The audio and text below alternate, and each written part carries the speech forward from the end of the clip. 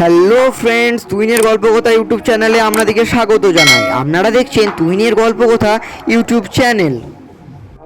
আপনারা কি জানেন কিসের মাংস খেলে মানুষের অনেক বুদ্ধি বাড়ে?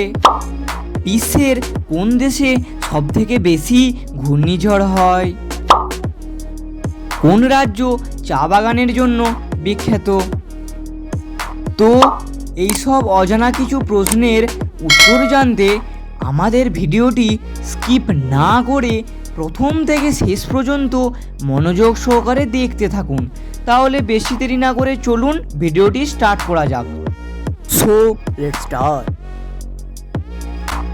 বলুন তো, কোন নদীকে ভারতে জীবনরেখা বলা হয়? পদ্মা, গঙ্গা, যমুনা নাকি গোদাবরী?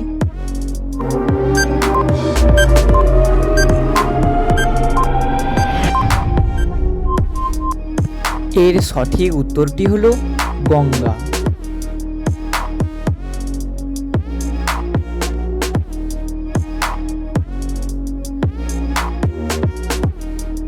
আচ্ছা, এই দুটো জিনিসকে দেখে একটা নাম গেস করো তো, কি হতে পারে?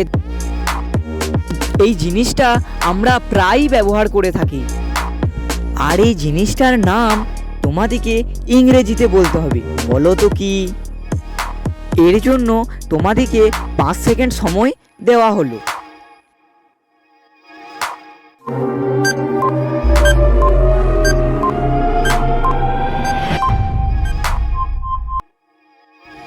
যদি তোমরা উত্তরটি পেরে থাকো তাহলে কমেন্ট বক্সে তোমরা জানাতে পারো।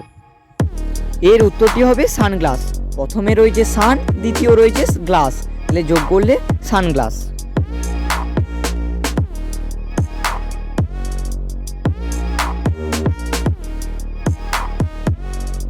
বলুন তো, কিসের মাংস খেলে মানুষের অনেক বুদ্ধি বাড়ে? হাঁসের মাংস, গরুর মাংস, পাঁঠার মাংস নাকি মুরগির মাংস?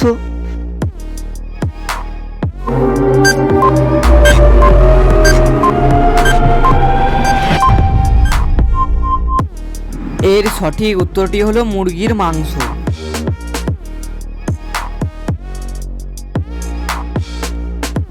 বলুন তো, কোন রাজ্য চা বাগানের জন্য বিখ্যাত? কেরালা, তামিলনাড়ু, কর্ণাটক নাকি আসাম?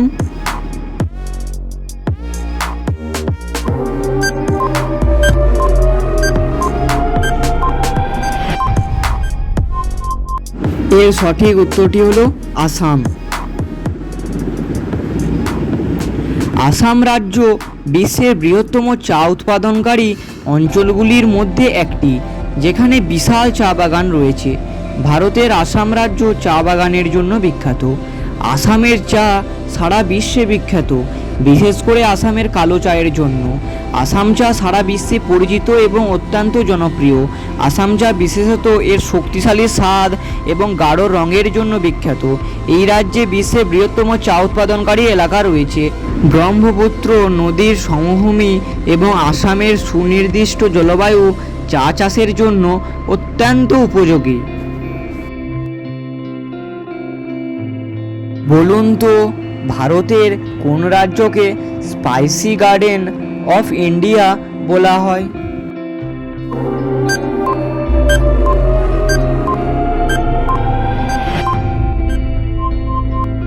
এর সঠিক উত্তরটি হলো কেরালা।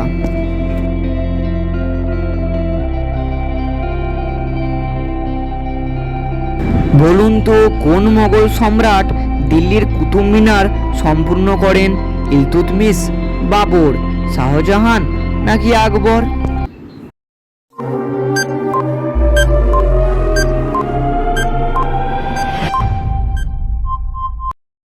এর সঠিক উত্তরটি হলো ইলতুৎমিশ। বলুন তো, ভারতের কোন রাজ্য গঙ্গার ঘাট নামে পরিচিত? উড়িষ্যা, পশ্চিমবঙ্গ, বিহার নাকি উত্তরপ্রদেশ?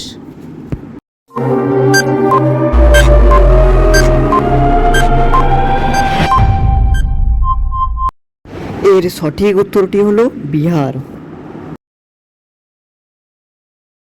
ও বন্ধুরা, ভিডিওটি সাবস্ক্রাইব করতে ভুলবেন না, আর ভিডিওতে একটি লাইক করে দেবেন। আর এই ভিডিওটি আপনাদের কেমন লেগেছে তা অবশ্যই কমেন্টে জানাবেন। আর ভিডিও শেষে আমি বরাবর যে কথাটা বলি, আপনারা সুস্থ থাকুন, ভালো থাকুন, তুহিনের গল্পকথা চ্যানেলের সাথে সদা সর্বদা জুড়ে থাকুন।